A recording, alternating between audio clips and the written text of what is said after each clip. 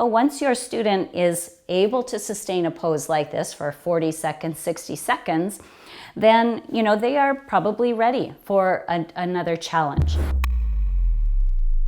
Hi gang, this is Denise and it's Pose of the Week, and the pose today is Utkatasana variation.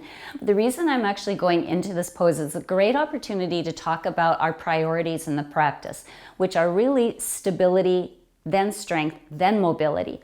So the reason I say that is because, in a standing pose, and our standing poses are super important for maintaining our function of our whole body. So if I take a pose like Utkatasana, this is very stable. It's a lot of work for a new student, but once your student is able to sustain a pose like this for 40 seconds, 60 seconds, then, they are probably ready for another challenge. And again, now the first thing I would work on here is stability.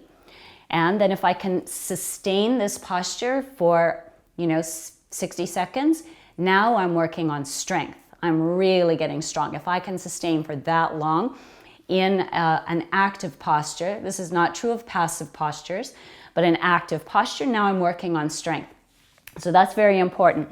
Once they have stability and strength, then you might want to give them something even more challenging, something that requires a little bit more range of motion, but I always think of it as range of control. So I wouldn't want my students to go into this position unless they could be active here. So I'm actively pressing down,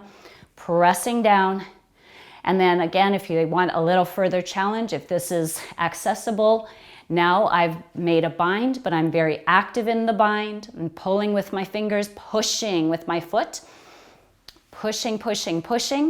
And then, so again, I come into this pose, I seek stability, and then I seek to sustain the pose, and I start working on my strength.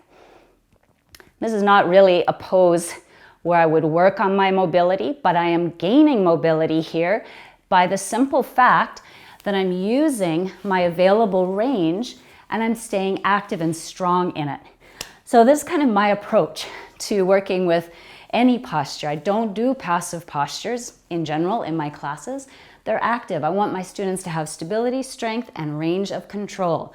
That is what is safe for them, but it's also what's going to progress them in the practice.